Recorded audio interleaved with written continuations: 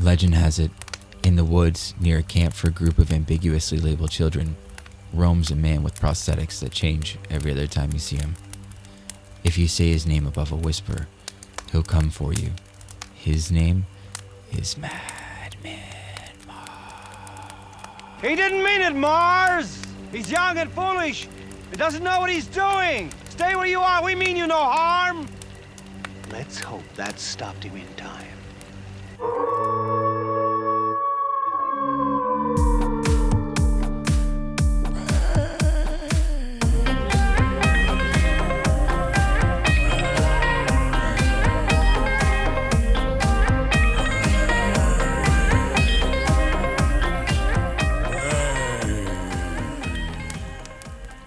Welcome to a very spooky edition of Good Times with Bad Movies. I'm Paul Ireland.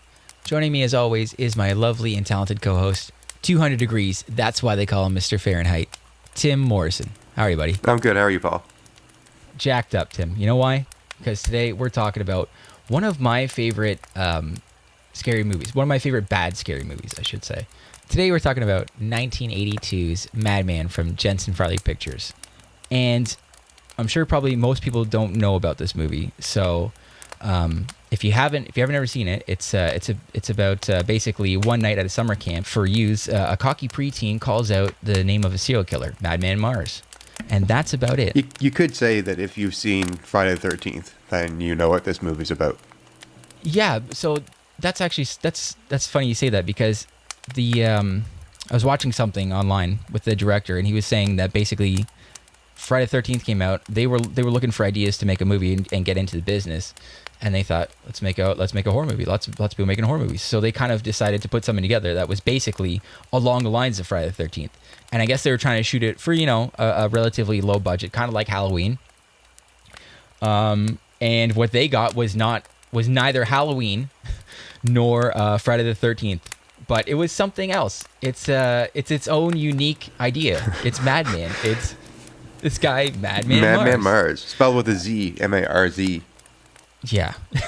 it's a really cheesy name. It's a really cheesy gimmick for the monster in general. But like it seems like a movie to me. We'll get into this in a second here, but this seems like it's a very cynically made horror movie to me. Like someone just decided we want to make a bunch of money. We want to get into the movie business. Let's make a horror movie, and doesn't really matter what it looks like. And then they got a bunch of cast. They got a bunch of actors together that never acted before, but really wanted to be in a horror movie, or at least in a movie in general. Everybody in this shows that they really want to act. Like they want to do a good job in this. Yeah, everybody's really trying in this movie. A lot of people are really swinging for the fences, and it results in a lot of like over the top deaths and weird back to school or like after school program kind of like, chit chat and stuff like that. There's a lot of weird stuff that we need to get into. So maybe we'll start this movie right now. So when we do start the movie, it says that this movie takes place at North Sea Cottages, and it's a special retreat for gifted children. So I had a question about that right off of the bat. I was going to ask you about this because do you know what that's supposed to mean? So when I was watching this, I was thinking, it's a special retreat for gifted children, and this movie takes place in 1981, or at least it was made in 1981. I'm not sure if I'm not sure what they were using if they were using that. Oh gosh, I'm trying to. I don't think gifted children was a word that was applied to someone that we would consider today that's special needs, I suppose. So most people would think that a gifted child is like a prodigy of some sort, like really smart. And looking at seeing the kids, the 5 kids, by the way, that are at this summer camp. There's only 5 kids. There's more counselors than kids in this. So, anyways, I think all these kids, the youngest kid looks like she's like maybe 9 or 10 years old. But then the older one, who we'll get to in a bit, I'm not sure. I was kind of confused as to whether he was a kid, but I think he is a kid. But I think he looks roughly 23 years old. Really? Richie? Yeah, I'd say like 19. Okay, well, he's too old to be in a summer camp. I guess so. Yeah, I don't know. It's a special retreat for gifted children. I don't know. I think they're Would you really call a 19-year-old a child? no, Maybe but- your own. No. But not. No, you should. You're pretty much you're on your way to being a man at that point. You should be, at least realistically. But yeah, I guess maybe they're really good at math or something. Maybe that's the idea. So when they start here, there's one of the counselors. He's kind of lurking around the campfire, singing a song, and this guy, whose name is Teepee, by the way, his name is Teepee. He's a counselor. His name is Teepee, and they don't ever really explain what Teepee means. It's not like it's like Thomas Phillip or anything. It's just like Teepee. His name is Teepee, and I'm going to assume it's definitely toilet paper. I don't know, but it's weird because I watched it. I got the DVD of this, and I watched the director's cut, and they never addressed that once, or the hot tub thing, which comes up later, which blew my mind. But Teepee, one of the counselors, is walking around the campfire, and he's singing a song, and he's kind of stalking around everybody, and he's acting kind of scary. And it's a song basically about Madman Mars, if you break down the lyrics. But more importantly, after he's done his song and dance there, we get to one of my favorite characters. Well, I gotta say, Teepee is probably my favorite character in this movie. The next guy who we meet is my second favorite character, Max. And Max, I guess he owns the place.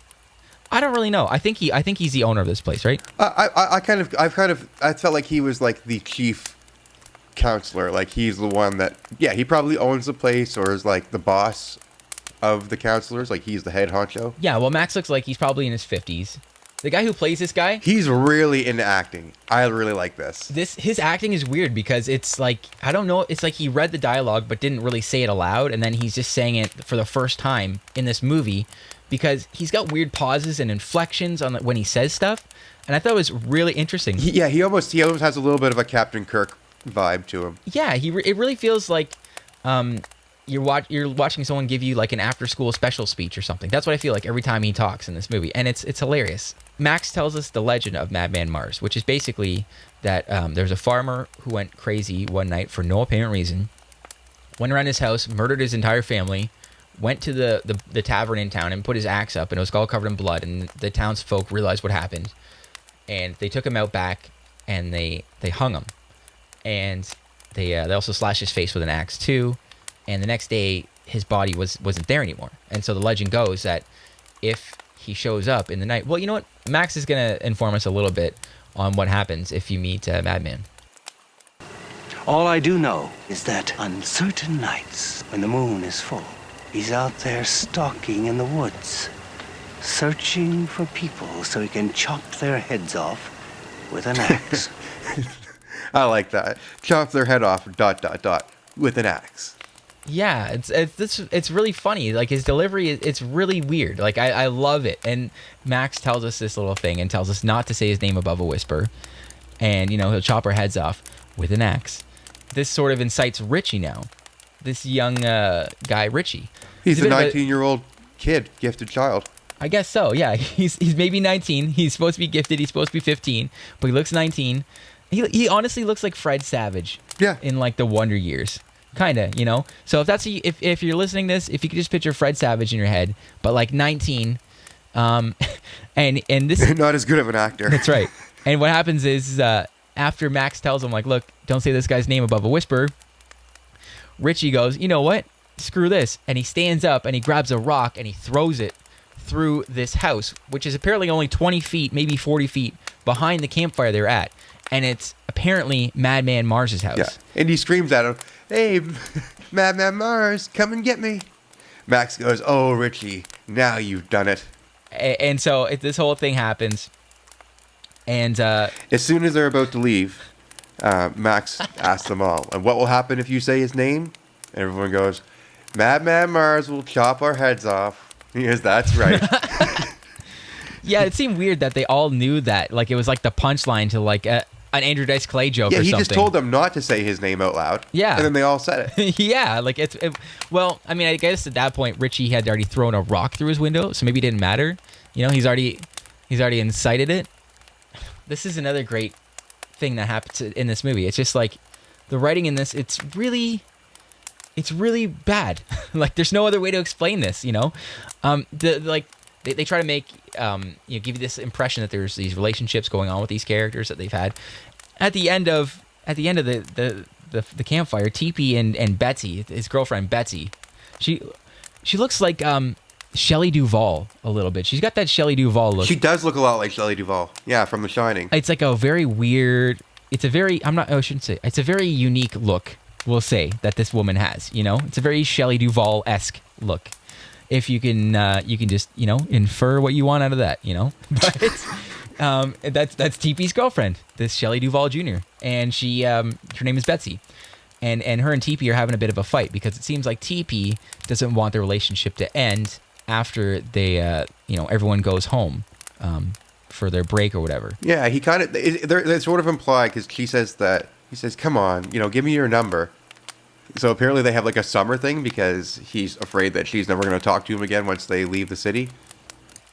I guess so. I wonder how long. See, this is another question I had with this movie because, at the end of like the campfire, Max says, "Okay, guys, like this is tomorrow you guys are all going home for Thanksgiving, and this is my Christmas break." And it's like this is supposed to be a summer camp. Yeah. American Thanksgiving is like November. Yeah. So, what the hell is going on in this movie? You know what I mean? It's a special retreat for gifted children, so maybe that's like the unique factor of that. That it's like in November, and maybe they do it again in February. It's not a summer camp though. Then it's like do these kids just stay up there all the time? They don't use the word summer camp. I guess in all fairness. I guess it's a special retreat. Yeah. But that's what they kind of frame it as. It seems maybe it's okay. They got lucky with that one to me. But apparently, when I was going through this, and you can kind of see it too in the movie, right? Like they shot this movie and it took a little bit to shoot this. They shot this I think September, like late September, and then so it went on for a few weeks. So. It's supposed to be summer originally, I believe, and a bunch of the leaves started falling off because it was fall, and they actually went around painting leaves and then like gluing them to the trees. So maybe that's why that makes sense that makes more sense as to why he's indicating that it's Thanksgiving next weekend to like account for all the leaves missing in the trees. I guess so, but why not just own it then? Be like, it's a fall movie, like that's what it is. You can take it or leave it. Like I don't care. I know it's a bunch up front here, but there's just really interesting sound effects that go on in this movie too. It's they just basically had some guy do with this whole entire movie with a keyboard. It sounds. It's really weird. I'm glad you got this because I laughed every time this happened. Okay, so another reason this is just like Friday the 13th. It's so in the first Friday the 13th. I even listened. I watched a little bit of it today just to make sure because it's in there. That's what it seemed like to me. They were trying to do every time the killer shows up in Friday the 13th. You hear the. So that's what I think they were like. You know what? If Jason or if Friday the 13th has a, we need our own sound. And this is what they came up with. So every time you'll hear Madman in the movie and you see him in this movie, we're going to be treated to this awesome, sweet sound effect. I love it. I love it. I love that sound effect. Dun, dun, dun. It reminds me of Law and Order noises. So they're walking back to the cabin, I guess, from the campfire, and Richie stops because he sees the shadow, like a silhouette of Madman Marks, like moving around in a tree. And this looks like he's like 20 feet up in the air. And Richie just stands there and looks at him, and he doesn't even tell one person that there's someone in the tree above him. And they all start marching off in a really awkward kind of strut. What do you call it? Like he's like, okay, guys, let's get going, and they start like kind of hopping up and down and doing like a. They're supposed to be marching in place, and he's just like, yeah, double time, right, TP, yeah. Drill Sergeant TP. I love this guy, man. He's got this. TP is the man in this movie. Like he's supposed to be the charming lead actor in this movie, and he's kind of that. I really enjoy this guy Tony Fish, I'm pretty sure is his name, who played TP. It's really funny. He's like supposed to be this cool, sort of like. But he's supposed to be like super wholesome too. Like everyone in this movie is painted in a really nice light. Like I think that's one difference between the Friday the 13th movies. Like they were all drinking and doing drugs and like trying to have sex and stuff. In this movie, you don't see any sex. Well, I mean, you kind of. We'll get to that in a little bit. But yeah. For the most part, you really don't see any sex. You see no drug use, and they do mention talking. They talk about drinking. So TP and the boys march off, and Richie is left behind because he was staring at the silhouette, and he just starts wandering through the woods by himself. By the way, after they left the camp, before they left the fire, the last thing he said was, "Don't anybody go anywheres alone. Nobody go into the woods or outside alone." So, within 1 minute of that, Richie just wanders off into the woods alone, and he wanders to the house that he just smashed the window in. Exactly. And I started charting Richie's journey in this movie because I've seen it a couple times, and I always wondered what happened. Just because I'm trying to see what he's doing in this thing the whole time, and we'll go through it together. But I have no idea what the point of what his whole journey is. But yeah, he does. He's like the Hobbit or something, like this Bilbo. I don't think the writers knew what he was doing in this movie either. But whatever, it's okay. So Richie goes over to this house that's allegedly Madman Mars's, and this is the same house he broke the window out of. Yeah, exactly. And he decided he's going to go inside and he's going to see what's up. And so this is another weird thing I saw in this movie too, or I thought of.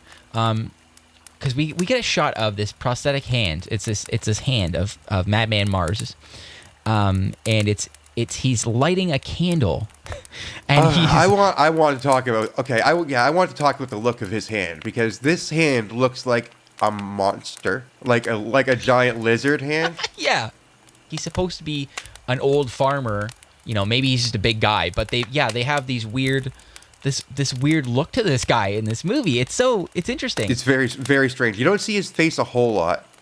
You do kind of later, but for the first little while, we just see pieces of him, and his hands are just like green, like they look like they'd be like green or blue, and they're giant sausages with big nails, sharp nails hanging off the ends. It's like a gorilla hand with like claws on it and stuff, and he's always lighting candles, and then he'll be putting the candles out with his fingers later on in this movie. So in this part, Richie's wandering through the house upstairs, and Madman Mars is downstairs, correct? Yeah, just lighting candles. Yeah, he's just downstairs lighting candles. This is such a weird scene that happens here. Like, Madman Mars, he's here in the basement, he lights a candle, and then it seems like he walks around the basement in like a circle, and then comes back, and then he like puts the candle out with his hand in like his palm, and then just walks away, and that's it. Like, what the hell was the point of that? Yeah, he exits out through the cellar door, the exterior entrance cellar door, and then that whole scene's over. That's the first part of Richie's journey. It was a really weird scene. I don't know how to explain that, and it's just like, is this supposed to be scary? Yeah, we have a few of these scenes here. This next scene isn't supposed to be scary, but it's weird. Stacy and Betsy are back in one of the cabins, sort of bonding, talking about men and how controlling TP has been over her. And it's just kind of a weird conversation. Stacy is holding a flashlight, and they're basically kind of, it's supposed to be a happy, fun conversation showing how they're friends. And this is kind of what we've been talking about how them forcing dumb jokes and stuff like that. They should have a big red warning light screwed into their foreheads, flashing, "Beware, beware." That would make it easier, wouldn't it? You could see them a mile away. Beep boop, beep boop, beep boop. Whenever I hear that beep boop, it's such poor acting. But yeah, God bless her for trying. Yeah, she really tried there, but that just fell very flat. It was really awkward, but that's the thing. I mean, like, everyone tried in this movie, but like I don't know what the hell happened. They just, like, this is the best they got that showed up. Yeah, this is who they thought could you play this movie. I don't know. It's really good. It's hilarious. This is another thing though that makes this really endearing, I think. Anyways, it's just the overacting, the bad lines. The other thing is too, I don't know if you're gonna mention it in this scene, but they're also giving odd references to Stacy's past. Like, she keeps kind of making these jokes as implying that she's a slut, but then she's not. And she's like, "Oh, Betsy, you know all about my past." And Betsy's like, "Yeah, I know all of your secrets." And then they laugh and say, "You're my best friend." Betsy also says that she mentions that she gets quiet whenever it's over for the season. So it's like, what the hell does that mean? Is that like she's sad? Yeah, but what's over for the season? That's why it's like camping. What's a retreat? A retreat's a weekend thing though. Do you know what I mean? So do they go up there and then kids come up every other weekend or every week? Like, oh no, they're probably up there for a season and kids are coming up every week. I think that's how it usually works, right? They wouldn't use a whole camp just for 1 week a year. it's a weird non-specific camp for, like I said, ambiguously labeled children. That's the only way we can explain this, I guess. Yeah. Right? It's like what they're gifted. For a summer camp, they're all wearing like winter coats and stuff too. Like everyone's bundled up. There's so many front-loaded fun parts to this movie. I think this why to me this movie, like the first like 30 minutes of this movie are really fun, is because this is where you're gonna get all of the acting up front here.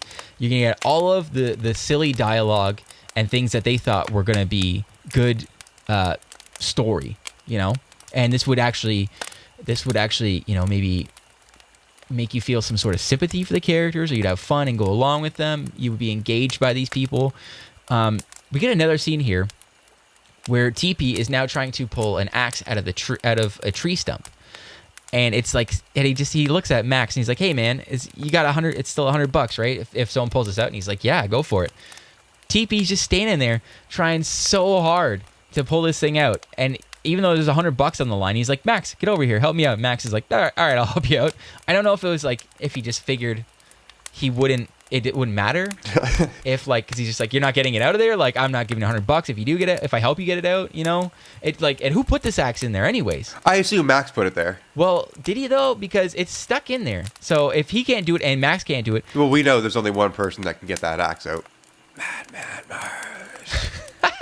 it almost sounds like Mars has been up there this whole time though, and walking around and putting axes and stuff. Oh yeah, he's been living in the house. I think he has. Yeah, but they haven't run into him at all in any of this stuff. Well, no, they haven't yet though, but they haven't been calling his name either. So they've had this camp going for a long time, right? Presumably for at least a couple years, it sounds like, and they've told the story probably a bunch of times now, and not once anyone else has yelled his name out and they've summoned Madman, or is this the first time he's told the story? I assume that it's probably the first time he's told the story, or the first time that some kid threw a rock through Madman Mars' window too. So this is another reason why I love this movie, because since TP and Max are trying to get this axe out of the stump, they are having a hard time with it. And this guy Max, who just delivers these lines just like a total champ in this movie. So campy and inspiring. Yeah, it's really great. This is what I mean when it sounds like an after-school special, because he's about to give TP some advice here, because TP has a bit of a blow-up. He can't get the axe out and he gets really frustrated, and Max just wants to give him a little bit of advice just to take home with him during snack time. Losing, winning, what's the difference? Play the game with a fair heart, and you'll always be able to look yourself in the mirror. Play too hard to win, and you might not like what you become.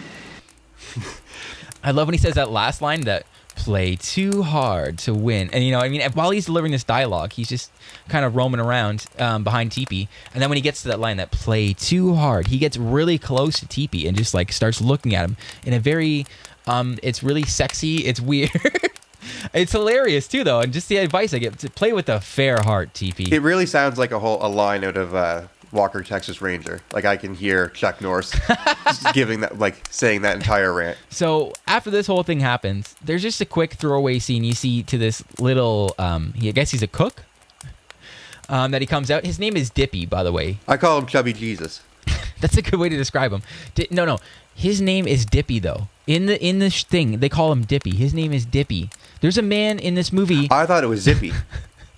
No, there's a man. So that's what I mean. This movie's so weird. There's a man in this movie named Teepee. He's just named Teepee. There's a man named Dippy. He's trashed. He's passed out in a chair. They wake him up. He's passed out in a chair with an empty quart of Jack Daniels. He kind of hobbles down the hallway to go get something.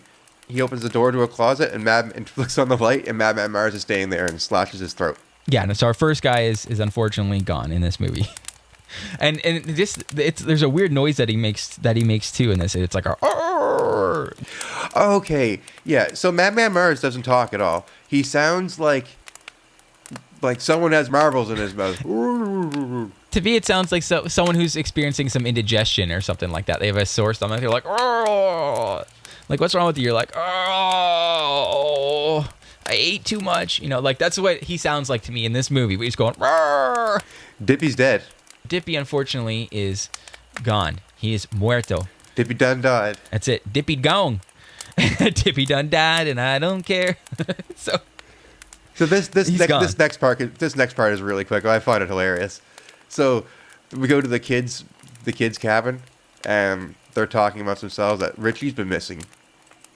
Because, he's been on a journey and they don't know where he is. They're like, what should we do? Well, they decide to put some pillows underneath of a blanket and pose it there so it's him. Yeah, they're gonna cover up for him. That's great. That's amazing. That's your friends. That's what you want your friends to do. Cover up for you. Pretend like you're not, like you're there. You're sleeping away. Now we go to the second part of Richie's journey.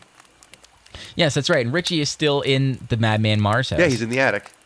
Yeah, he's in the attic now. That's right. And he's just hanging up there. I don't know what he's doing. He's going through like boxes, or he's just walking around exploring stuff up there, looking around. He's flipping through a book or something. Madman Mars has returned to the barn beside the place, or maybe he's in the basement. Oh, it's in the basement.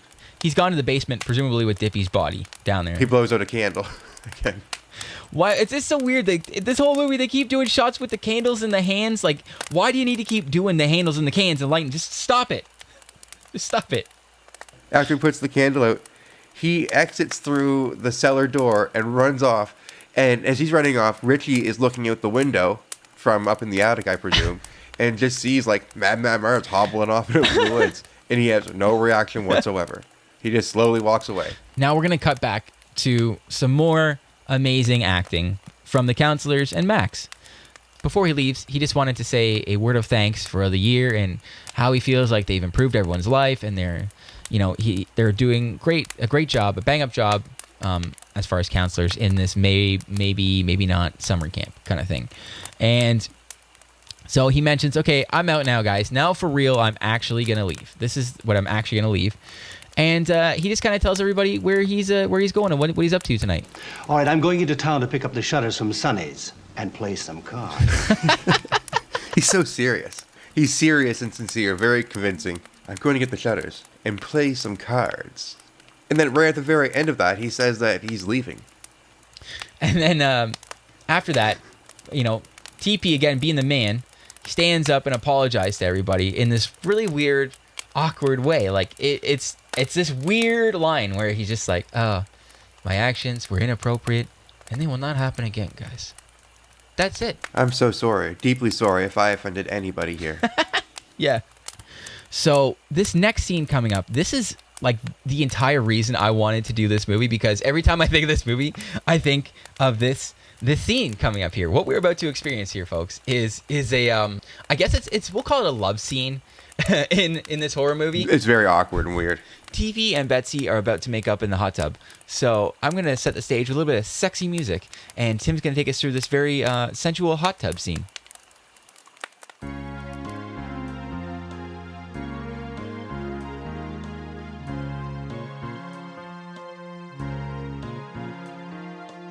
Well, right now they're just staring at each other and taking off their clothes.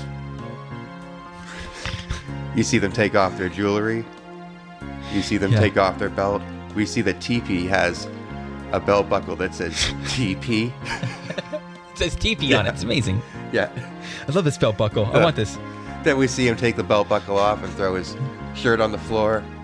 And then she takes her underwear off and throws that on the floor. We basically get to see every article of clothing kind of slowly drop down to the floor. And then she gets into the hot tub and begins to twirl around. Well, she gets into the hot tub slowly, and then we get the scene where TP gets in the hot tub, and we just get like a shot of his ass as he's going into the hot tub, which... And so this hot tub, if you can imagine your head, folks, it's like a big circle. It's a big circle. It's probably like, maybe like 18 feet around or something like that. Maybe it's a little bit smaller. But they both go to opposite ends of the hot tub and begin to slowly move around the hot tub in the circle, twirling around like they do, kind of like a turtle. Kind of like a turtle world. They're going around. It's like a still shot almost on just like the hot tub, and they're going counterclockwise. And as they're floating around this hot tub like counterclockwise, they're also doing circles independently as well. They're spinning, and then there's little shots of them cutting left to right, fading in and out, spinning. Yeah. And by the way, we're doing this in real time. Like the length that this music is playing, the scene is still going, and they're just twirling around in the hot tub, spinning around in circles, not touching each other and getting close at all. And Betsy's just staring at him all very Shelley Duvall-esque. Yeah. They both just stare at each other and smile and twirl around the hot tub. They lock eyes, and then they get together in the middle, and then they twirl around in the middle together a couple times. Yeah, they slowly embrace and they start spinning, and now they're kind of kissing each other. It's a lot of spinning. I've never seen so much spinning like in that. I've never seen so much spinning and that much kind of like foreplay mixed in, but not really any sort of foreplay, just spinning. All right, so that's the whole scene's kind of like, well, that's where we get a bit of a break here. We find out that Madman is actually a voyeur. He's spying on them twirling around in the hot tub from outside and grunting. Yeah, but here's the weird thing: is I watched the director's cut of this specifically to see if they were going to remark on this, and they didn't say if they gave any direction for the scene or anything. They were just like, oh, we just want to make sure the cameras didn't fall in the water. That was it. So it's like, did you guys just tell them to just start twirling around, or did like TP and Betsy, they're like, well, you just want to spin around? Yeah, totally. Let's just do that. You think they improvised that? Yeah, they're like, you guys got to be sexy, but we don't want you to have sex. And they're like, you know what'll be really hot? I mean, like that when I get in a hot tub. So this is usually what I do, anyways, right? I instantly start floating around and then spinning around in circles while I'm floating in a circle. Yeah, me too. Okay, let's just do that. So after this happens, we get a bit of a fadeaway shot of Madman sort of looking away. He's pulling back from the window there, and he's going back into the night to stalk some more. But I found maybe I'm crazy, and maybe I was wrong in this, but I felt like every time I watch this, like his face slightly changed a bit. The prosthetics weren't the same every time from shot to shot. I think that's right. They seem different, and it's just like I don't know if it was just like someone else was doing the effects or what, or when like the camera is really close, his face looks significantly different. When it's far away, it doesn't look different. It's almost like they put it out of focus on purpose because they probably use different prosthetics. Yeah, it's really interesting. I don't know what to say about it. And like he looks weird. He doesn't look scary to me. He's just wearing. Yeah, we should describe what he looks like. He's like probably, I don't know, 6'4" and has long gray hair, and he wears overalls, and he's probably about, I don't know, maybe close to like 280. You almost guessed. You know what? That guy, at least on as far as the guy's name's Paul Ehlers, who played Madman Mars, on his profile and during I think he was on the commentary too. I think he said he was around 280 pounds, and I think he said on this thing it says he's 6'5". So you're like, guess the height and weight, dude. You should go to the carnival and guess that shit. Yeah, you would be cleaning up, man.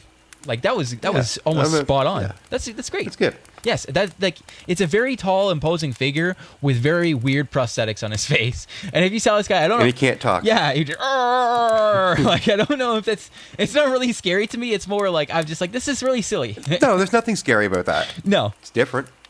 It was, yeah, exactly.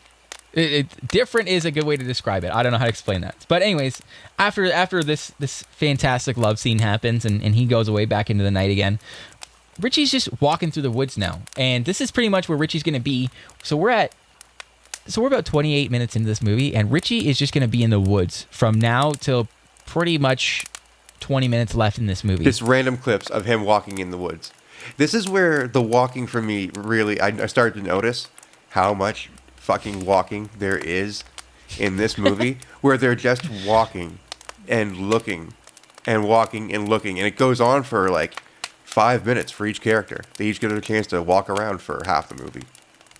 Yeah, and like Richie, it's like I think the camp is only 10 minutes away. That's what it seemed like, right? It didn't seem like it's far. Maybe Richie doesn't know his way back to campsite, but like maybe he completely went the opposite direction, but I feel like he kind of would have started walking the right way, you know? It's just like, how did he get this lost in the woods?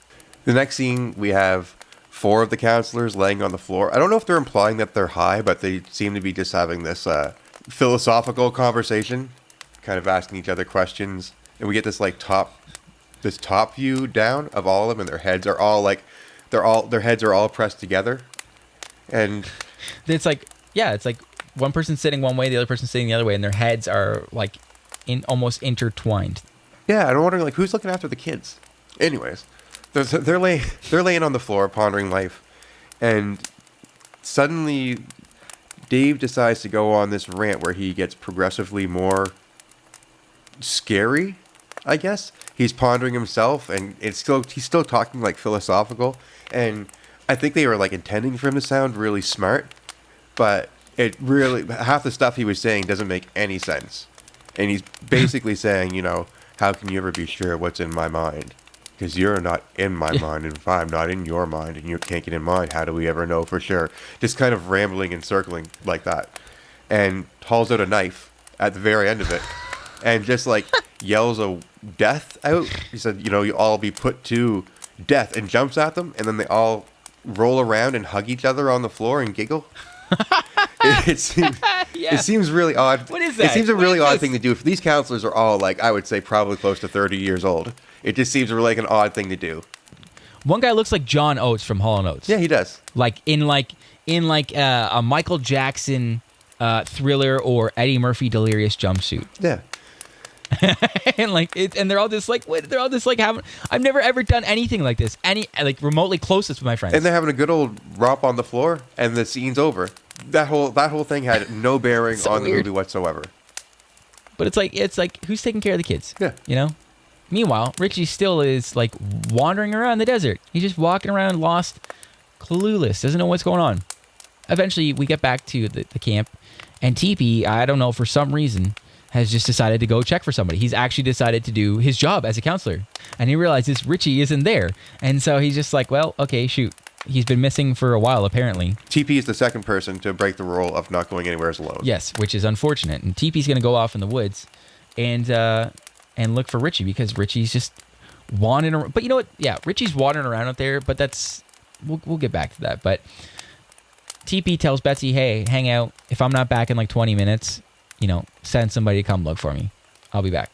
And so he just kind of walks off into the forest now by himself. And this is where the walking starts. There's so much walking in these scenes. So we follow TP for it feels like 15 minutes. I know it's probably only 5 minutes total, but that's a long time just to watch somebody creep around the woods. And that's all he's doing. We're just watching him look around, and it's dark, so we can't even see anything besides a few branches hanging around. Yeah, well, there's a second there where he glimpses on Madman for a second. And again, you kind of see him, and he looks much different. He looks like the guy from Tales from the Crypt with like a little rope in his hand. And then he's gone. And when you see him again, though, you get that bow, bow, bow, bow. Yeah. You know, that whatever that, what'd you call it, the Law and Order sound, yeah. Right? It's like, do, do, do, boo, boo, boo, boo, boo. That's kind of what that is. Yeah. And so, you know, TP again, he's just now lurking in the woods some more, looking for Richie. You can't find this guy. Unfortunately, this is kind of our end for TP, which really sucks because I love this character. You really liked him. Yes. His acting is great. I really enjoyed this man's presence in this movie, you know. So he only makes it about 40 minutes, 38 minutes in this movie, and this is going to be it for our man TP. He has this moment because in the legend they tell about, Max tells about you'll smell his odor of death or something like that. And TP has a moment where he stands there and he looks around, and that's what he says. He's about to say that anyways. He goes, smells like, and then that's when Madman throws the rope over him and starts hooking him. And he hangs him up over a tree and starts yanking him up the tree. And you get this weird sound effect as he goes up the tree with the rope. It goes like this. Yeah. Like this weird, like I don't know what it is. It's weird, this weird like top spinning noise. And then, you know, he's getting yanked to the top. And did you know? So I watched again when they were talking about this when I was watching this the other day. They said, so for TP, because his face turns like super blue at one point in this, they said that he put a belt around his neck and choked himself till he turned blue so they would get the shot. Oh, wow. Instead of putting makeup on this That's guy. some commitment. Man, these guys are, these poor new actors. They had to stop a couple times. They thought he was going to kill himself. This guy's like insane. Why would you do that, you know? He's like, maybe TP's just like the hardcore method actor. I don't know. There's this part that made me laugh. TP was still alive and hanging there. And the camera shot goes right to his crotch. And you see Madman Mars' hand reach up. And for a second, you'd think that he's going to grab his dick. But he kind of just goes past and grabs his TP belt buckle and yanks him down. And then he officially breaks his neck. When he goes down and his neck snaps, it's just like a little twig. It was like a that was the noise you heard. And then it's silent. But, I mean, I thought he was trying to steal his sweet belt buckle, honestly, because I would have. It's pretty awesome. Where do you get a TP belt buckle from? Especially in 1981. But he's Madman Mars. He's not. He needs an M&M. belt buckle. That would have been cool. Madman hung TP from the tree. Yeah. Hey, that is really good. That is some really meta stuff right there. Damn it. I don't think they intended that, but I like that. That's hilarious. That is really good. He TP'd a tree. So the very next scene, it's a very short one. We go back and Betsy, after she is worried that TP hasn't returned yet because she knows that he went looking for Richie. So she tells Dave and Dave's girlfriend to, maybe help her look. And Dave says, no. I'll go find him. You two stay here and look after the kids and I'll go find him. So he's the third person to break the rule and go off to the woods alone. If we remember before that TP and Max couldn't get the axe out of the tree stump, we're now going to get a shot of this hand that is obviously Madman Mars's, and he is pulling out the axe from this tree with one hand, basically. He just, and the thing sort of just gently parts, and he pulls the axe out and just saunters off after Dave in the night. Yeah, kind of like the sword and the stone. Kinda, yeah. It's just like, well, it's like, yeah, or maybe Thor's hammer. If you're worthy enough, you can lift it, kind of thing. He's worthy enough to lift the axe, I guess. I don't know. So Dave goes off into the night, and he goes over to the campfire now too. And this is what I thought, dude. Like, why didn't anyone check the house? Because this is the first place I would have went. True. If I was one of the counselors, I'd have been like, Richie threw a rock at that place, and we were talking about Madman Mars, and Max said it was his thing. That's the first place I'd be like, I'm gonna go check this place out because I bet dollars to donuts this dude is just sauntering around up there and just hanging out, and like, because he's basically there or the perimeter of the woods around there that you're going to see in this movie. So, but they all just go to the campfire and just go, nope, not there. And Dave walks off again into the woods. Oh, this is where we get to watch him walk. Yeah, so Dave eventually finds TP. No, does he? No, it looks like Dave finds TP's flashlight. And then he just kind of walks off some more here. And he's just walking off into the night. And eventually, he does walk into TP. He realizes TP is still hanging from the tree here. And then I guess that's just when TP falls down from the tree somehow. Yeah, he falls on him. TP falls onto Dave. So Dave runs away and hides behind another tree. Yeah, that's right. And basically, it's the end. Unfortunately, it's the end for Dave because Madman is just going to come up and, take the axe to him. He beats him, chops him into little pieces with an axe. Yeah, but, you don't see anything. So it's not that scary. So around this time now, it's been some time now. And Stacy and Betsy are concerned about Dave and Richie and TP, but for some reason they don't want to call Max and just say like, hey man, some stuff's going on up here. We don't really know what's going on. Can you come back? I know you're playing cards and you have your shutters from Sonny's, but they just decide whatever. We'll go talk to John Oates and Ellie. Because I don't know this guy's name in this movie. I don't think they give him a name. He isn't named. I looked. Yeah, so this guy who looks like John Oates and who's Ellie's boyfriend, they're just in a tent fooling around, and Stacy goes, "Hey, like, can you guys hurry up and finish up and do your thing and help us go look for the gang?" At the very end of it, right before she closes the tent doors with the zipper, she says, "Now don't rush," and like winks at them. Yeah, basically the entire reason we're up here is to protect the children and make sure they have a good time. And one of them's missing. So, just hang out, do your thing. Don't worry about it. Stacy decides to go alone. Yeah, this is another one of those things in this movie where it just shows that the writing in this movie is really, really bad. It's really flimsy because everybody in this movie, when they need to, they're really stupid or really useless. Or whatever they're trying to do, like use a car or something, it doesn't work. This is like the classic horror trope of whatever you're doing won't work. You can't get away. You're useless. You're dumb. Stacy goes off in search of the gang. She's going to go off into the night now and see if she can find everybody. So she goes off, and then this is, again, more walking. Because she goes into the woods now, and she finds Dave's lantern. And she's walking around, and then she quickly discovers that Dave's corpse is there too. So once she realizes that Dave is dead and potentially TP is dead as well too, she just runs off to the car. And there's like a weird shot too when she runs away that we just kind of see Dave's feet slowly kind of disappearing from the shot. Like, is Madman Mars dragging him? And was he reaching out on his belly from really far? He's like, I don't want to be in the shot, but I really want to get this guy. Like you can't see. You just see these feet kind of disappearing out from the scene. Yeah, they go over this tree trunk and then just like away from the shot. It's really weird. So I guess he slowly drags him away. While he does that, Stacy still has enough time to go to the car and the car is just magically useless again because even though the car started 2 seconds ago, it's now, I guess the battery's dead in the car or something because she's trying to start it. The first time she fixed it, she just opened the hood and you didn't really see what she was doing. She opened the hood and fiddled around and then closed it and it worked. So now she's going to do the same thing again. Madman Mars is on the roof of the car and she is bent over under the hood fixing the car. He jumps from the hood of the car and lands, he jumps from the roof of the car and lands on the hood and decapitates her. How did she not know he was on the roof? You know? Like, it's a truck. He got up there very carefully. She didn't feel anything. She didn't hear anything. The guy's almost 300 pounds and he goes, "Roar!" So, I was wondering about something. Is Madman Mars supposed to be a supernatural being or just a person who's been hiding in the woods for a long time? I don't know. Yeah, it's like, is he a zombie? Is he a monster? Is he a crazy farmer? It doesn't make sense because I guess I'm gonna say he's a zombie farmer. I think that's the best thing I can go with, but maybe a zombie farmer ghost.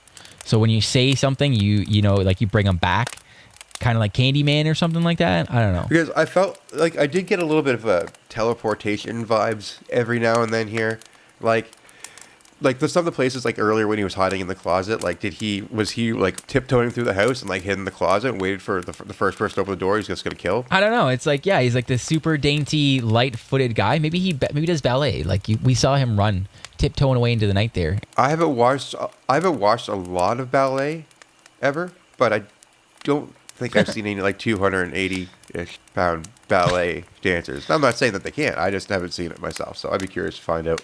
So, unfortunately, Stacy's gone. And Ellie and John Oates are now kind of just walking around the woods. They were the only ones smart enough to stay together. Well, yeah, but it doesn't really matter too much, I guess, because there is a second here where they split up. Yeah, they come to a fork in the road and they decide to split up and go separate ways. Now we got two walks going on at once. And Ellie just she walks out and she sees the truck with Madman Mars, and he's leaning over Stacy's body. And instead of just being like trying to be quiet or something or covering her mouth, she immediately screams at the top of her lungs. And Madman just kind of turns around and he chases her into the woods, and she runs into John Oates. But then at this point, we don't see Madman again. He just kind of disappears. And they go back out to the truck to look. And they basically walk around every part of this truck except for the front of it where all of the blood is, and inspect every other part of this truck except for where you would see the dents and the blood on this truck. And they're just like, all right, looks good to me, no problem. So Ellie gets in the truck. John Oates walks around. He's going to get in the truck too now, but he hears this weird chunky noise in the truck. And he's like, the heck is that, man? So he goes around to the front of the truck, pops the hood, and realizes, holy crap, there's Stacy. It's a really bad prosthetic. It's like her head and this weird, like, it's supposed to be a neck piece that's supposed to look like it's severed her neck, but at the bottom of it, it's like flared. It's like they glued a rubber piece to her neck, and the glue popped off, and it's like a collar. It's a reverse collar on her neck. That's what it looks like, and it's all flared out. You know what I thought was really odd? John Oates runs through the back of the truck and grabs a blanket, runs to the front, grabs the head and wraps it in a blanket and throws it on the back of the truck, and then they both get into the truck and yeah, just like, it's all good. Like, at that point, I hate to say it, I would just chuck it in the woods. I'd be like, duh, get out of here, and just run. Yeah, I don't know what I would do, I guess, but I don't know, but that's apparently good enough to start the truck. But it's not enough for John Oates to be absolutely useless, though, because once he starts the truck, he just backs it up, and then he just sits there for like a good 3 seconds with the window open. Yeah, and he just looks at his girlfriend smiling like, hey, we're all good, right? No problem. And that's like, what your first instinct would be to floor it, put it into drive, and get the hell out of there. You just saw a head in the hood of the car. Right? Yeah. But he doesn't. He just smiles at her like, like, you make my dreams come true. Do, do, do, do, do. And Madman comes in and just like grabs him, and because he's a man-eater. And that's it. He pulls out John Oates from the truck. And there's another amazing shot in this movie where the truck just kind of gently coasts at a tree, probably no more than 15 miles an hour. Like, it's not really that fast. I would even say 15. Like, I would say literally like 5 miles an hour. It's to me, it's almost speed that, I don't know what you call it, but the speed of, like, if you had two guys that just were trying to help you push a car in neutral, down a slight embankment. That's about the speed that is going on here. It just bumps into this tree and stops. Yeah, it coasts into this tree very gently, and then of course Ellie spills out screaming again, going like ah! And then grabs her leg like it's shattered, even though it's like there's no world where your leg would be hurt. You maybe had a bruise on your head or something, but you just spilt out of this truck like you're Chris Farley or something, and you grab your leg like it's destroyed, and she's just kind of useless again. Yeah, and then they cut to a shot of Madman Mars standing at the top of a hill with his hands. He's holding John Oates above his head, like he's about to do like a gorilla press slam or something on the ground. And he's just holding him on his head, and he's screaming. John Oates is screaming. I'm not sure what he's doing to him. Do you know? I think he's trying to break his back and rip him in half potentially, but it's like this guy's clearly on wires. You can see like his body. It's like it's balancing in this weird way that it's suspended. It doesn't look like Madman's actually holding the guy. It just looks it looks hilarious. And that's my guess. Is he's just trying to break him in half? That's the best I can guess. And then we see his body being dragged away. That's right. And then, but again, oh poor Richie, what's he doing? In case anybody was wondering what Richie's been up to, we cut back to him. He is still wandering through the woods. So we get to watch him wander through the woods for 3 minutes. It's again. Yeah, and I don't know why they just like it's like did they just write that like Richie's in the woods and then they're like we'll put that later, or do they just need some more shots and they just used one shot over and over again? They just like cut it back in, or maybe they reversed it or something. I don't know, but like they just kept it's like they filmed a bunch of Richie walking through the woods and they were like we'll just use some more of that later on. It's all good. And so he eventually stumbles upon Madman's house now. Again, he's wandering through the woods the whole time, and he ended up back at Madman Mars' house. Yeah, so that's what I mean. I think we were about 28 minutes in when Richie first was wandering in the woods. There's 25 minutes left in this movie now. So this movie's almost like about an hour and a half. He's been walking through the woods for apparently 40 minutes in a big circle, just to show up right back to Madman's house. And instead of being like, oh crap, how'd I get here? Maybe I should go the opposite way. He decides to walk back into this house. Well, he sees Madman Mars run out of it, hobbling along out of the house and out of the yard. So then Richie decides to go back into his house. And he's wandering around just as aimlessly as he was the first time. Only this time he decides to go down into the basement. Yeah, why the hell would you go back in there? You know, if you saw, not maybe Richie at this point doesn't know that this guy's murdered anybody, but like if you saw this creepy house, there's this weird guy running in there who looks like a psycho. He looks like it would look like a crazy person if this guy was real, right? You would be like, there's something wrong with this man. If this guy ran out of this crazy house, I'm not going in there. But Richie just goes, you know what? Forget it. I'm going in there. I'm gonna go check it out. And it's weird. So it's a really long, drawn-out shot. It takes a long time. I really don't think they had a lot in the way of what they were going to do to keep this movie going. So they were just like, just take your time going through this house, man. Because, again, it's weird. Because he goes into the basement of Madman's house. And since we've seen Madman light candles and snuff the candles out like compulsively throughout this movie, we go downstairs and there's just like a candle lit or something. There's a light on him, this weird gold light shining, and Richie's just down there looking, and he's got this weird, bewildered, horrified look on his face. Yeah, he's just there. You can't see what he's looking at. Yeah, it's like in Pulp Fiction when they open the case and they just kind of stare at it like they're stunned, and it's this weird gold light. It's kind of like that if this was like a horror movie. It's just like that. Quentin Tarantino might have got the idea from that scene. That you know what he might have because oh, that's a joke. No way. Well, I'm just saying because in the commentary they mentioned that he screens this at his Alamo theater, and he talked about this, and he also remarked that he didn't know what the name TP was, and he thought it was just toilet paper. So maybe he did. Maybe he did steal that idea of like, that's a weird light and what is going on here, but it's like you didn't know what was going. You're not supposed to really know what's going on. After that happens, Ellie. This is. God bless this girl for trying. She really tried to act in this movie. Whoever this woman was, she really did. And she goes into this house. She's just running around screaming Betsy's name, and no one can hear her. Somehow everybody is simultaneously at this campsite and nowhere around. It doesn't make any sense. And you think would you hear her screaming? Because this lady is like shrieking and she's screaming and she runs into one building. She doesn't see anybody. She's just screaming, Betsy, Betsy, where are you? Betsy, Betsy. And she's acting like her leg is just like she's got a gunshot to her leg or something. Yeah, she can barely walk. She's grasping at the walls and doorways to hold herself up. And she walks into this, I guess it's presumably like the lunch cafeteria for the 6 kids that go to this little camp on the weekend. And she hears a noise on the back end of the place. And all of a sudden, Madman is trying to chop down the door now. And so we get this moment in this movie where it's like, we've seen Madman run basically this entire movie. Anytime you've seen him leave or enter the building, his house.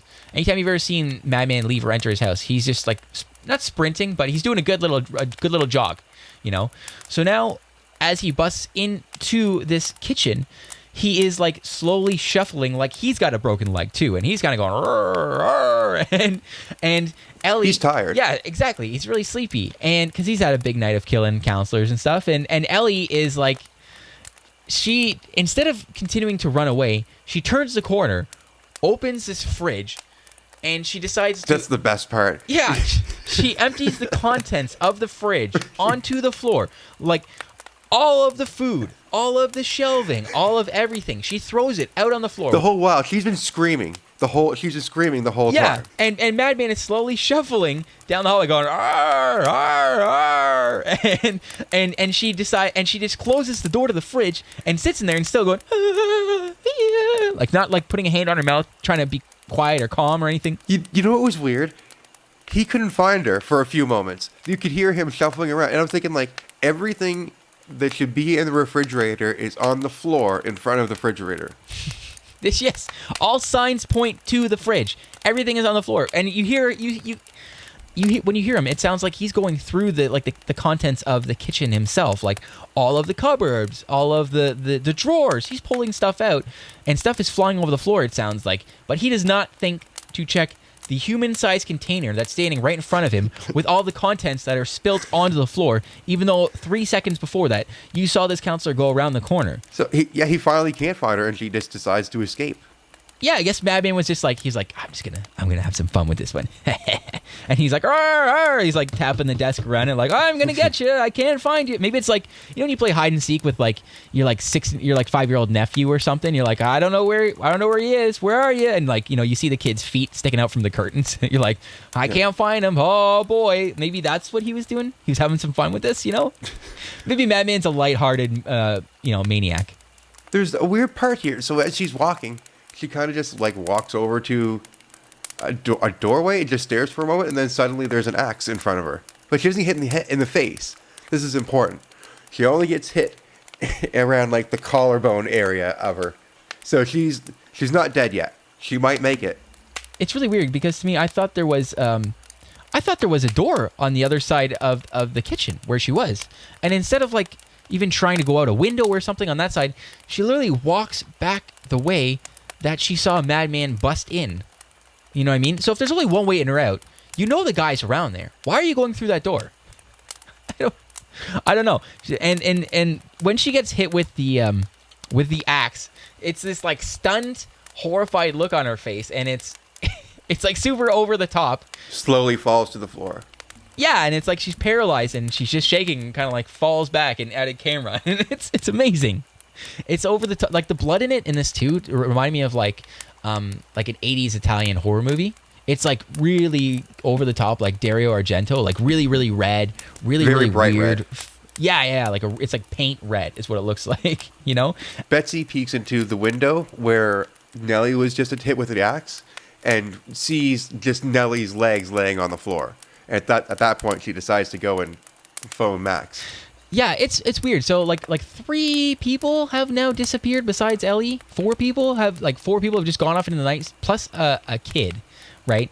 And it's like 1:30 in the morning at this point, and it's like, I know that maybe they're trying to avoid getting in trouble from Max, but it sounds like he's a pretty cool dude. So like, I don't know why you wouldn't call him and been like, "Hey man, we got some problem here." I thought, shouldn't they call the police? Why would they call Max, who was like in town playing cards? You're totally right. I think I would have called Max, and then I would have called the police, and then I would have done what Betsy does next. Well, minus what part of it. I would have been a lot more careful, that's for sure. So Betsy decides, after she calls Max and says, "Hey, you better get your butt over here. We got some problems." There's a shotgun behind her on the wall in this office, and she grabs it. and loads it up. Betsy just decides she's going to just take care of this herself. And I really felt like Betsy this person should never, ever own a firearm or operate a firearm at all, because she's extremely reckless in the last like 20 minutes of this movie, the last 15 minutes of this movie. She's extremely reckless with this firearm. It's crazy. Well, she has it pointed directly ahead of her at all times. She can't see anything. And she's got her finger right on the trigger of this 12 gauge double barrel shotgun, which is loaded with buckshots, maybe it looks like. And so she's walking up to the same window that she just peered in. Yes, she's walking up to the same window she just saw poor Betsy's body laying in. She's got a gun, or she's got this shotgun pointed at the window. And we're going to get a moment where, like, I guess I have to explain this because it might seem a little weird if you just hear it. So, in some context here, Betsy has got this shotgun slowly approaching the window with her finger on the trigger. Okay? At this point, Ellie is going to pop up in the window because she's still not dead. She's still alive. And Betsy, this probably being her first time with the weapon, sort of does what you wouldn't want her to do. Yeah, she gets a little startled.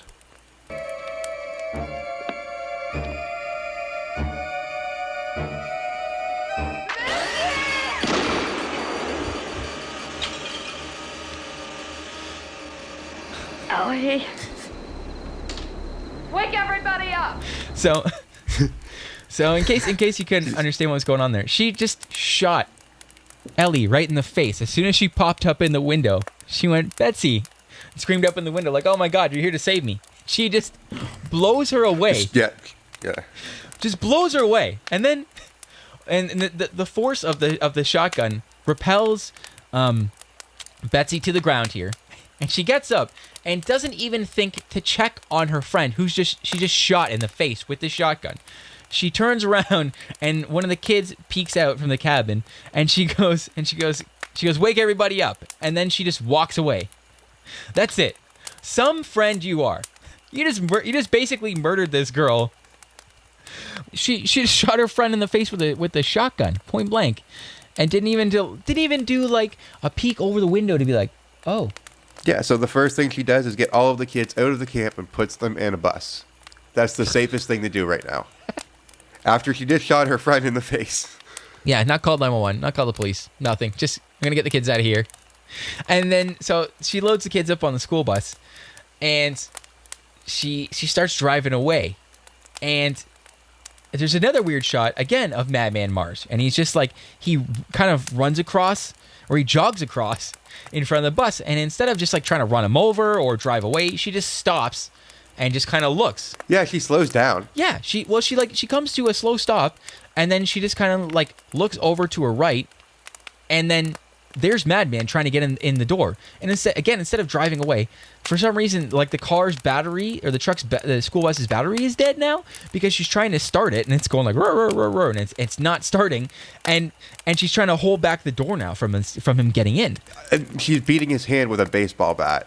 I was kind of wondering, why didn't she just shoot him with a shotgun? He's right there with his hand stuck in the door. Shoot him. Yeah, well, heaven forbid that she shoots anybody else needlessly, Tim. Yeah. Like, I don't know. It's you know what though? That's true, because this is like the one time when you can actually see who you're going to shoot, and there's this seems like a good time to shoot somebody, you know?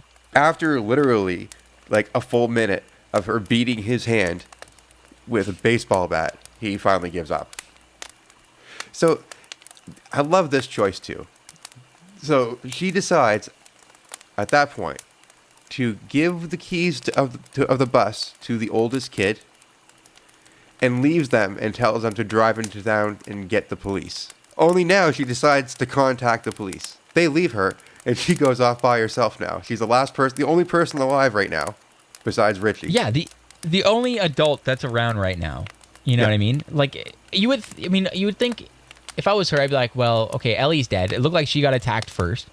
And all these other people have been missing this entire time. There's this weird looking person out there who tried to get in here who I've never seen before, who I guess is Madman Mars, you know, and maybe she put two and two together, maybe she didn't, but you would think like it's in everybody's best interest right now if I just get the hell out of here. You know, I would anyways. I would just be like, Madman shot my friend and I drove away. I don't know what happened, guys. But no, she just decides she's going to go back. She's the last person alive, and she probably doesn't really know that, I suppose. But she decides to go to his house. Instead of staying with the kids and go getting the police, she decides to search the house, this abandoned house, by herself, with the shotgun. So, what feels like for the 25th time, we see someone walk around this house for like another 5 minutes. Yeah, she's just going to walk around this house. And again, another reason why this woman should never own a firearm. Because there's a moment where we see Madman kind of creeping around in the background.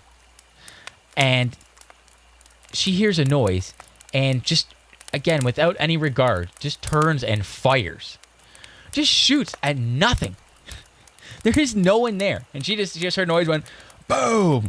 Like, She should not be using a gun. You would think, yeah, like, especially, you know, okay, last time you're right, she actually had really good cause to turn and shoot at Madman because she could see him and it was point blank range.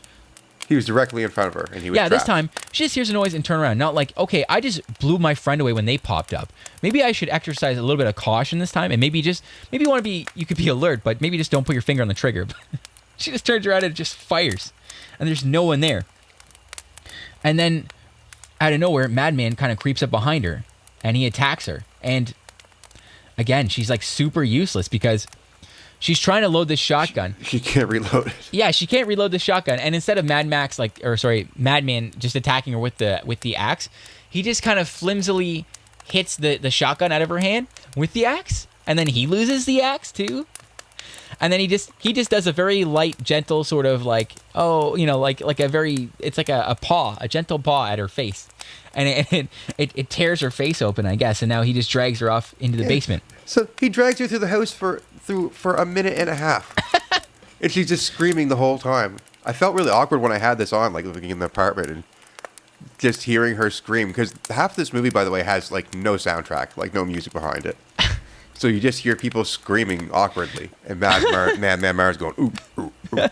And then so once Madman takes a minute to drag her down the stairs, he does sort of like a Leatherface sort of thing, and he throws this Shelley Duvall looking girl onto a hook, and somehow she has a knife, I guess, which she decides to pull out now of all times, and she does it was like a really weak baseball swing. She does a really weak like stab at this guy, and she stabs him, and he kind of goes back and goes, "Arr!" And then we get like our only close-up shot of Madman in this movie, and you can kind of see that he's got like a bit of like his nose bitten off, I guess, and like kind of his eye is slashed, but it's a big scar along the right side of his face, from his forehead to his bottom jaw. Yeah, you know what? Honestly, looking at him right now, he kind of looks like zombie Benjamin Franklin as like a farmer. That's the best way I can describe what the prosthetic is and like what the overall look of this guy is. If you just put like, a gash over his eye. Yeah, and there is a large chunk of his nose missing from, the fight that he got in back in the day when someone bit his nose off. This is why Madman is always snuffing out candles, it seems like. He's very on top of his fire safety, is because he stumbles back and accidentally bumps a candle, and now the whole place catches fire, I guess. And then he just kind of stands there and goes, "Arr, arr," and then he fades away, and that's all you see. So you don't really explain, like, did he get hurt and now he's dying? Is he in the fire? Is he just like, oh, damn it, my house, I didn't have any fire insurance, no? And he walks away. I don't really understand what the whole point of that was, And that's the last we see of Madman Mars. Well, yeah, it's a very weird, ambiguous ending to the story of Madman Mars in this movie. But the real ending is Richie's journey, because Richie's still alive. And Richie he's been walking around the woods again, I guess, after he left Madman's house. And him and Max finally meet up. So Max has finally come back from Sonny's and the card place. I don't know what time it is, or I guess this place is quite far from the camp, it seems like. And he runs into Richie. Yeah, and Richie's basically in shock. Just staring. He won't speak to Max. He just says, Madman Mars, Madman Mars. So that's the end. We don't find out what happens to the villain. We really don't know what happens to Betsy, because she seemed like the only survivor. Oh, she's dead. She burned up in that fire. She's on that hook, right? It really seemed like basically the kids and Max survive. Because I guess at some point they would be driving down the road and that bus would sort of cross paths with them, I would assume, right? So they would say like, hey, what's up? What happened? And then they would have called the police and they probably would have stayed away from the campsite. So, I mean, I guess that's it. And the movie never really got a sequel or anything else after it. Maybe they were leaving it open for a sequel just in case this like really caught on. Well, I really think, obviously they really wanted it to do well and be a smash hit and a success and whatever, but with the choices they made in it and the acting and all the look of it, it's, I think what they were trying to do with this is, they were trying to make this movie too big for the budget they had, and for the budget and the talent they had, this movie was trying to be a lot bigger. It was trying to be a huge movie, and they should have used the budget and the area to its advantage, I guess, and then just maybe had smarter shots. And because I will say, in their defense, they did have to rewrite this movie maybe a couple weeks before they shot it. So there was a lot of stuff so this movie, we should get into this a little bit now. I'll give a quick background on this, that this movie is based on the Cropsey legend from, I guess it's like a legend from upstate New York. Have you ever heard of Cropsey before? I've heard of this. Yeah.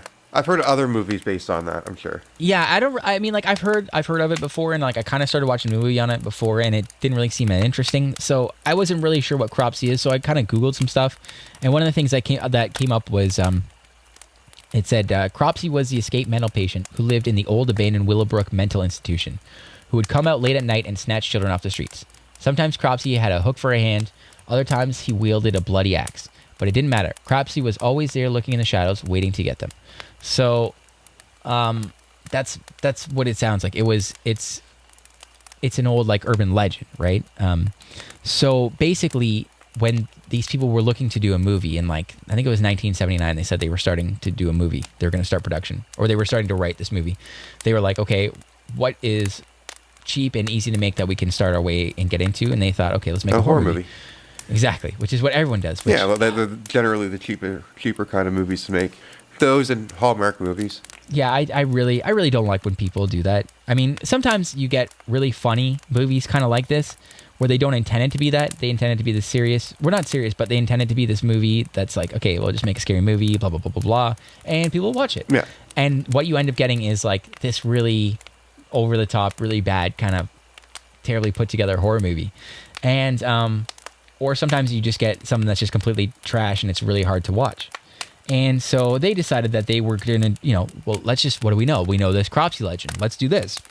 They started doing a screenplay based on this. And so basically, 2 years later, they got the funding, whatever they needed. So they were starting to do casting for this movie.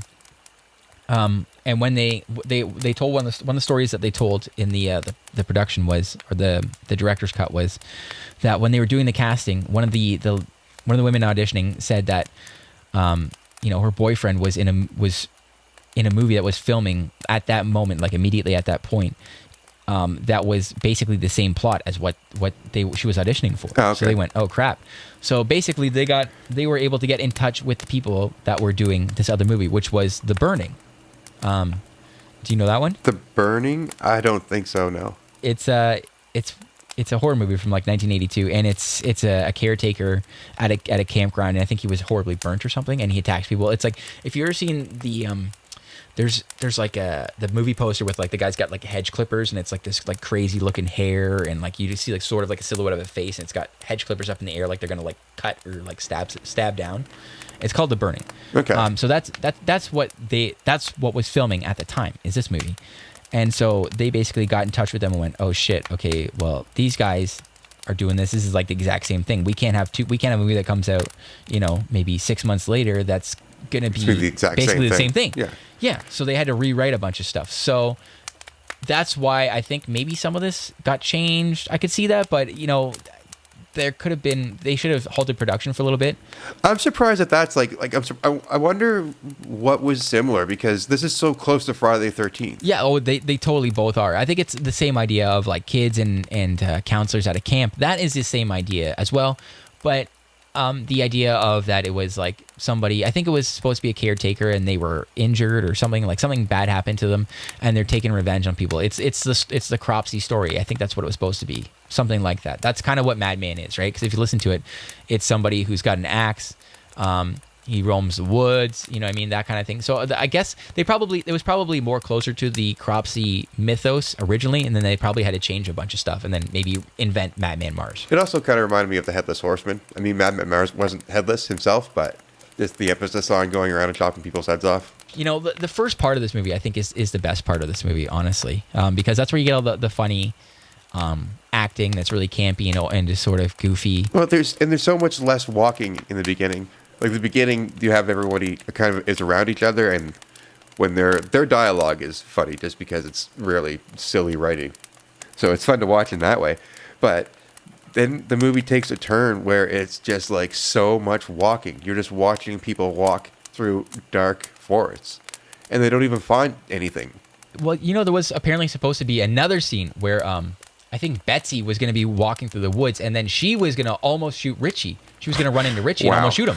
Yeah, and apparently it's just like a deleted scene that they never put on whatever. They never developed and put it out there. But yeah, that they talked about that too. So it's like, oh my God, if she had almost shot Richie, that would have been crazy, right? Like there is so much walking in this movie. So I guess like what are your thoughts on this movie? Did you enjoy watching this movie or you didn't like it? I enjoyed watching this. Okay, because yeah, I mean like sometimes with I mean like you and I both like watching really bad horror movies. But sometimes, you know, like if they could be a little goofy and over the top, and I gotta say, like the middle of this movie is where it kind of drags on for me a little bit, and even the ending, it's a really weird sort of sheepish, quiet ending to the movie where you're like, what? It's really ambiguous. It's like I think that would be my one gripe about the movie that I don't like is that there was almost like no effort put into the ending. In the commentary, they were like, you know, we get to this part and we're just like, you know, we need to just wrap it up. So okay, so yeah, that is what happened then. It does seem like they went for a quick ending, but you could have, man, like you can't. This is what I mean. Like, I don't like when people make horror movies like that, and it's just like, we'll make a monster, and it'll just be a basic generic plot, and something happens, and they'll kill them, and people die, and like lazy.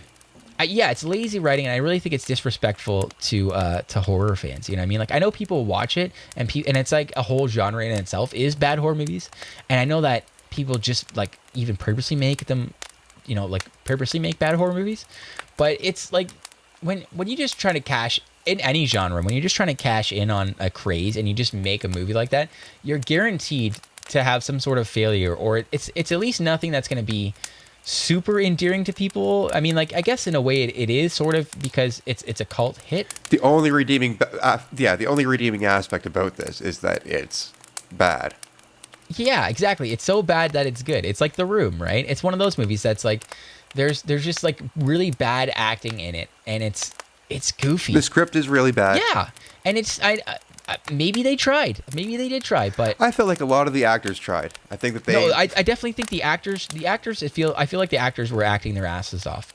It's like you're over the top. You're doing too much. Everybody needs to chill out. That's why I like TP in this movie because I feel like he was kind of being a little subtle sometimes, and just the belt buckle. He's the man. I love TP in this movie. It's a great character. He's really funny. It's like he's almost like Tony Danza. I'm surprised you say he was only in the movie for like 30 minutes. I know, and they were talking about it, and it seemed like they were trying to do this like psycho switch kind of thing, like you really like this guy, and now he's gone. But it's like he was in this for a little bit, and it's why they didn't include Max in this a little more, you know? I was just gonna say I like Max the most, and I feel like TP and Max were probably like acting for best actor, like competing for who could act the best in this, and then they both ended up overacting. Yeah, absolutely. It's like it's weird too when I think about it because that's why when I said at the beginning I was checking out Max. I wrote down Richie's timeline and I wrote down Max's timeline too because I just wanted to see what they did in this movie just to be like. Does it matter that they're in this movie? And other than Max telling the legend and Richie throwing the rock, like their storylines are basically inconsequential in this entire movie. No. They don't like because Richie just throws the rock into the thing, He basically gets everybody else killed. That's the only thing he does in this movie. I wasn't even sure for a while that he was a kid, or if he was a counselor. He gets all the counselors killed, and then he just walks in the woods for the whole movie, walks back to Madman's place, stares in disbelief, and then walks down the street and runs into Max. And then Max, like, tells the story, won't leave, and then, you know, tells everyone he's going to Sonny's, and then he's going to leave, and then he comes back at the end and then runs into Richie, and that's their storyline. That's the biggest story arc in this movie.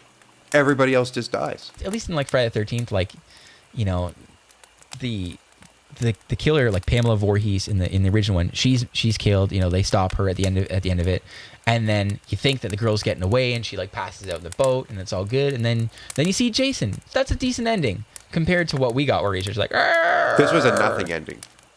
Yeah, it's a very I don't know what to call it. It's a very meek ending. You know, it's very sheepish. It's very meek and weak. Yes, it's just like okay. Like, I hope you guys like my movie, Madman Mars. I would have thought Max would have been revealed as like posing as Madman Mars. That would have made some kind of sense, or for a story, right? He made up the story himself, and he just like pretended to be Madman Mars because he's crazy. That would have been interesting, actually. That would have been a really cool plot. For 1981, there could have been a better story in this. Like, yeah, the legend was fine and everything, but that's to me, that's what makes it a really good bad movie. You know, like that's what makes it a good time, really. Circle time in the hot tub was the best part. Oh my god, the hot tub scene is definitely the highlight of this movie. It's just like, it's so funny. When I saw this, it made me giggle and laugh so hard. And the hot tub scene and everything, it's so goofy. It's like, how did anyone think this was legit filmmaking? You know, like, this is going to be good. How did this make the pass? Yes. How did they look at this and go, this is a good hot tub scene? Like, okay, maybe you guys want to do something different. Like, could you do something other than just like spin around in a hot tub? And then why did you need to do like 4.5 minutes of just them circling a hot tub and then spinning around in that hot tub while they circle? Yeah, that scene raises a lot of questions. I don't know. Yeah, I don't know. But I think that's pretty much all I need to say about this movie. I don't know, what about you? Yeah, I'd say so. Cool. Because I got to go into town and pick up those shutters from Sonny's.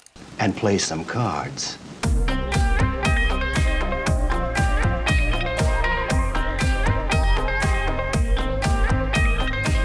Beeper,